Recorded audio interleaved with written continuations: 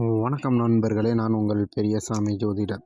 நம்ம தொடர்ந்து அற்புதமான பதிவுகள்லாம் பார்த்துட்டு வந்துட்டுருக்கோம். இப்போ அந்த வரிசையில்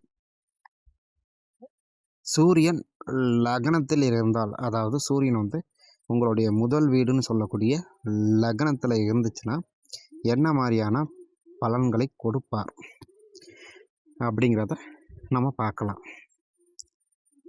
அதாவது லக்னம் என்பது உங்களுடைய உடலையும் உயிரையும் குறிக்கக்கூடிய ஒரு ஸ்தானம். அந்த ஸ்தானத்தில் சூரியன் வந்து இருக்கும்போது எப்படியான பலன்களை கொடுக்கும் அப்படிங்கிறத நமக்கு தெரிஞ்ச வகையில் ஓவராலாக பார்ப்போம். நல்ல ஒரு சிறந்த தலைமை பண்பை குறிக்கும். அது தானாகவே வந்துடும், சரிங்களா? அப்படி ஸ்ட்ராங்காக நிற்கக்கூடிய ஒரு மனுஷனாக வந்துடுவீங்க.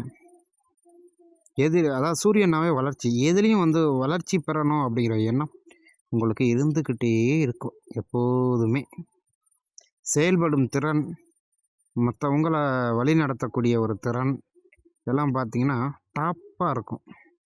யாராலையும் முடியாது அப்படிங்கிற விஷயத்த முடித்து காட்டுறதுக்கு இந்த சூரியன் வந்து லக்னத்தில் இருக்கவங்களுக்கு கண்டிப்பாக உண்டு. இவங்களை குறைச்சி பேசிட்டோம்னா இவங்களுக்கு பயங்கர கோபம் வந்துடும். எப்போதுமே சுயமரியாதையை ரொம்ப விரும்பக்கூடிய ஆட்களாக இருப்பாங்க. தனக்கு அதிக முக்கியத்துவம் கொடுப்பாங்க. இவர்களை புகழ்ந்து பேசுகிறவர்களாம் ரொம்ப விரும்புவாங்க. ஆனால் இவங்கள்ட்ட ஒரு நல்ல குணம் இருக்குது.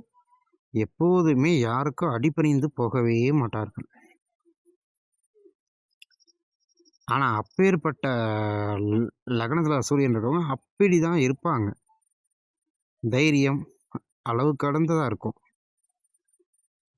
கடினமான சூழ்நிலைகளை கூட ஓவர் கம் பண்ணி வர்றதில்ல கெட்டிக்காரத்தனமானவங்களா இந்த லக்னத்தில் சூரியன் இருக்கவங்க கண்டிப்பாக இருப்பார்கள். சூரியன் அப்படின்னாவே நவகிரகங்களின் நாயகன், சரிங்களா? அப்படி இருக்கும்போது சூரியன் லக்னத்தில் இருக்கும்போது அவங்களுக்கு எல்லாத்தையும் கட்டி மேய்க்கக்கூடிய ஒரு ஆற்றல் அதிகம் வந்து அவங்கள்ட்ட இருக்கும். எப்போதுமே என்ன இவங்கக்கிட்ட ஒரு கெட்ட விஷயம் அப்படின்னு நம்ம சொன்னோம்னா சட்டுன்னு பட்டுன்னு கோவம் வந்துடும். அந்த கோபத்தின் கூட அதிக பிடிவாதமும் இருக்கும். நான் சாதிச்சு காட்டுறேன் பார் அப்படின்னா பிடிவாதமும் இவங்கள்ட்ட இருக்கும். இதை கொஞ்சம் மாற்றிக்கிட்டாங்கன்னா அற்புதமாகவும் இருக்கும். கொஞ்சம் உடல் கொஞ்சம் சூடாக இருக்கும். அவங்களுக்கு சரியான நேரத்தில் உணவு சாப்பிடாமல் இருக்கிறதுனால தொப்பை போடும், முடி கொட்டும். லக்னத்தில் சூரியன் இருக்கவங்களுக்கு அவங்க அப்பாவுக்கு சொட்டை விழுந்திருக்கும், இல்லைனா இவருக்கு வந்துட்டு ஏர் நெத்தியாக இருக்கும். டயத்துக்கு சாப்பிட மாட்டாங்க இவங்க. ஆனால் சூடான பொருட்களை விரும்புவாங்க. இது லக்னத்தில் சூரியன் இருக்கும்போது 7ஆம் வீட்டை விரும்பும். அதாவது 7ஆம் பார்வையை பாத்திரம்.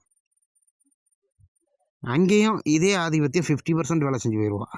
அப்படி இருக்கும்போது 2 பேர்த்துக்குள்ள அண்டர்ஸ்டாண்டிங் வந்து கொஞ்சம் விட்டு கொடுத்து போகிறத தான் போனாங்கன்னா நல்லாயிருக்கும். அதாவது இப்போ நம்ம ஏதாவது ஒரு லக்னம் எடுத்து வச்சு தான் பேசி ஆகணும். அப்படி நம்ம எடுக்கிற லக்னம் எதுவாக இருக்கும். தனுசு லக்னத்தை எடுத்துக்குவோம். இப்போ தனுசு லக்னத்தை பொறுத்த வரையும் பார்த்திங்கன்னா, இப்போ லக்னத்தில் சூரியன் இருக்கிறார் அப்படின்னு நம்ம வச்சுக்கிட்டோம்னா இந்த ஜாதகருடைய குணநலங்கள் எப்படி இருக்கும்? ஏற்கனவே நான் சொல்லியிருக்கிறேன்ல, தலைமை பண்பு இதெல்லாம் வந்து தானாகவே, ஏன்னா இவர் வந்து 9க்கு அதிபதியாக வந்துடுவார். இதெல்லாம் வாண்டடாக அவருக்கு தேடி தேடி தேடி தேடி வரும். அது மட்டும் இல்லாமல் இவர் வந்துட்டு 5ஆம் வீட்டில் தான் போயிட்டு அவர் வந்து இந்த லக்னத்துக்கு 5ல் போய் உச்சம் பெற போகிறார். இவர் உச்ச வீட்டை நோக்கி போய்கிட்டு இருக்கார் அல்லவா? இவர் பயங்கர எப்படி சொல்கிறது, ஸ்ட்ராங்காக இருப்பா. அப்படி பயப்படாமல் நம்ம சொல்லலாம், ஸ்ட்ராங்காக இருப்பா அப்படி. ஏன்னா அவங்க அப்பா வந்து சிவபக்தராக இருப்பார், இல்லைன்னா குலதெய்வ கோயிலில் குலதெய்வங்களை வந்துட்டு அதிகம் கும்பிட்டவராக இருப்பார். குலதெய்வ அருள் அவங்க அப்பாவுக்கு நல்லாவே கிடச்சிருந்துருக்கும். அப்பாவுக்கு வந்துட்டு அதாவது அவர்கள் வந்துட்டு கொஞ்சம் அரசாங்கத்தில் இருந்தவர்களாக இருப்பார்கள். அவர் வந்து நெல்மணி அதிகம் விளைச்சல் பண்ணவராக இருப்பாப்படி. சரிங்களா? அவங்க அப்பா. அதே ப போல்டான ஆளா இருப்பாப்படி. தலையில ஏர் நீத்தி விழுந்திருக்கு. ஆனா போல்டான ஆளா இருப்பாப்படி. அ அறிவுத்திறனுங்கிறது அவ்வளோ அழகா இருக்கும். கூரை இல்லாத தெய்வத்த வந்து மேல்கூரை போடாத தெய்வங்கள கும்பிட்டவரா இருப்பாப்படி. குலதெய்வ அருளுங்கிறது அவ்வளோ பயங்கரமா இருக்கும் அவங்க அப்பாவுக்கு. சரிங்களா? அதேபோல ம் அவங்க வீட்ல வந்துட்டு வாகனம் உள்ள தெய்வங்கள் வந்து வளர்த்துருப்பாங்க. இல்லைனா கோயில் மாடு, இல்ல கோயில் குதிரை இந்த மாரி ஏதாவது ஒண்ணு அவங்க அப்பா காலத்திலயோ, இல்ல அவங்க தாத்தா காலத்திலயோ வளர்த்தது உண்டு. சரி அத விடுங்க. இப்ப எ தனுசு லக்னத்துக்கு சூரியன் வந்து தனுசு லக்னத்தில இருக்கார். இவர் வந்து இந்த வீட்டுக்கு 9க்கு அதிபதி.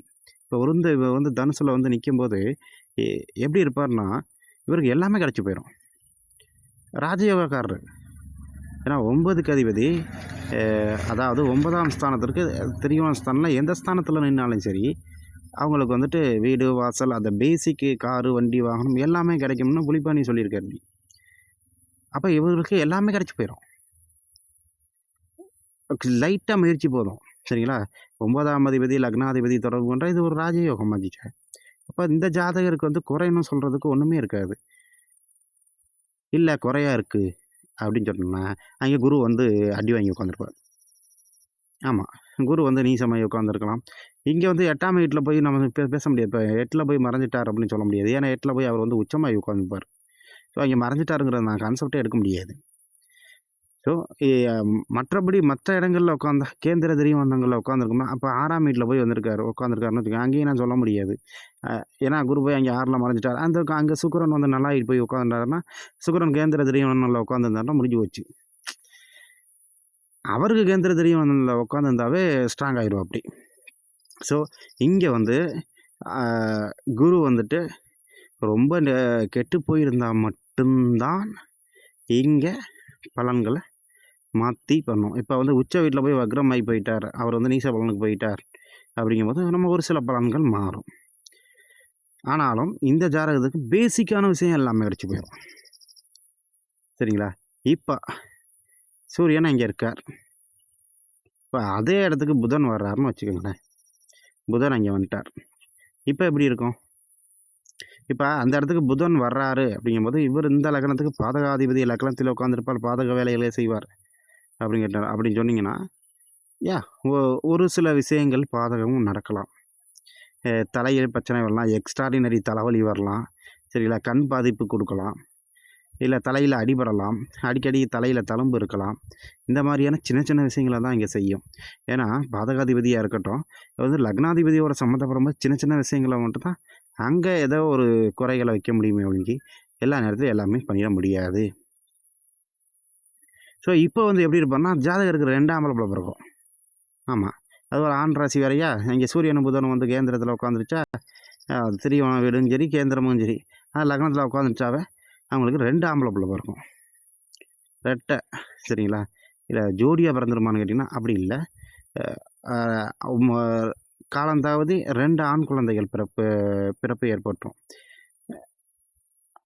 அதேபோல இங்க வந்துட்டு 2 ஆண் குழந்தை நான் சொல்றேன்ல, இங்க வந்துட்டு குரு வந்து அங்கேயே உட்காந்துருக்கும்போது, இப்ப வந்துட்டு இப்ப குரு வந்துட்டு லக்னத்திலே உட்காந்துருக்காருன்னு வச்சுக்கோங்களேன். இது இன்னொரு மாரியும் வேலை செய்யும். இப்ப பார்த்தீங்கன்னா, இவர் தான் 4ஆம் இடத்துக்கு அதிபதி. 4ஆம் இடத்து அதிபதி எந்த வீட்டில் அமர்ந்திருக்காரோ, அவருக்கு 10க்கு அதிபதியோட சேர்க்கை பெற்று விட்டால், அது வந்து பூமி யோகம். புரியுதுங்களா? ஆமா, பூமி யோக கணக்குல வந்துரும். 4ஆம் அதிபதி எந்த வீட்டில் உட்கார்ந்திருக்காரோ, அந்த வீட்டுக்கு 10ஆம் இடத்து அதிபதியோட சம்மந்தப்பட்டுச்சுன்னா, அவருக்கு பூமி யோகம் வந்துரும். இந்த இந்த இந்த ஜாதகக்காரர் நெறைய இடத்துல இடம் வாங்கி போட்டுருவாப்படி. காலி இடமா வாங்கி போட்டுருவாப்படி. இல்ல இல்ல பணத்தொப்பா வாங்கி போட்டுருவாப்படி. அது வந்து ஒரு காலத்தில பயங்கரமா வேல்யூல வித்து இவர கோடீஸ்வரன் நிலைமைக்கு கொண்டு வந்துரும். இப்ப அந்த இடத்துல குரு வந்துட்டு மகரத்துல வந்து நீசமாகறார். அப்ப அந்த வேலைய செஞ்சிருமா, அங்க வந்துட்டு பொம்பள புள்ள பிறக்கும். 2 பொம்பள புள்ள பிறக்கும். அதே வக்ரமாயிட்டார். மறுபடியும் உச்சலான்மைக்கு வர்றார். அப்பவும் ஆம்பள புள்ள பிறக்கும். நம்ம இப்ப வந்துட்டு ஒரே ஒரு இத வச்சுட்டு நம்ம பலன் எடுக்க முடியாது இல்லையா? பலன் எடுக்க முடியாது. அப்படி வந்து நம்ம வந்து சொல்லிட முடியாது. அப்படி இருக்கும்போது இந்த ஜாதகருக்குங்கிறது இப்போ லக்னத்தில் உட்காந்துட்டு இப்போ வந்துட்டு புதன் கனெக்ட் ஆகும்போது இப்படி பண்ணுது. இப்போ வந்துட்டு புதன் அங்கேயே உட்காந்துருக்க இவர் 10க்கு அதிபதி ஆயிடுறார். ஜாதகருக்கு சொந்த தொழில் மேலே வந்துட்டு அதிக நாட்டம் இருக்கும். படிப்பு பயங்கரமாக கல்வியாக படிச்சிருப்பா, அப்படி 2 டிகிரி பண்ணியிருப்பா, அப்படி ஐடியில் வேலை செய்வா. அப்படி எப்படி சார் ஐடியில் வேலை செய்ய முடியும்? கண்டிப்பாக ஐடியில் தான் வேலை செய்வாங்க. அப்படி இல்லையா, மாமா கூட அவ்வளவுக்கு நெருங்கிய நட்பு இல்லாட்டியும், ஆனால் மாமான்னு சொல்லக்கூடிய உறவு வந்து கொஞ்சம் ஸ்ட்ராங் ஆகி போயிடும். ஆமாம், சூரியன் புதனோட சம்மந்தப்பட்ட குரு அங்கே சம்மந்தப்பட்டு உட்காரும்போது இதை இன்னொரு வகையாக வேலை செஞ்சு போயிடும். கணக்கில் புலியாக இருப்பாங்க, பயங்கர புலியாக இருப்பாங்க. கால்குலேஷன், ஆடிட்டர், அக்கௌண்டன்ஸு, இந்த மாதிரி ஏதாவது ஒரு இடத்துல போயிட்டே இருப்பாங்க. சரிங்களா? இப்படி வந்துட்டு இப்போ பலன் வந்து டக்கு டக்கு டக்குன்னு வேரியஸ் சேஞ்ச் வந்துக்கிட்டே இருக்கும். நம்ம டக்குன்னு ஒரு முடிவுக்கெல்லாம் வந்துட முடியாது. இது இப்படி தான் பண்ணுங்கிறதெல்லாம்.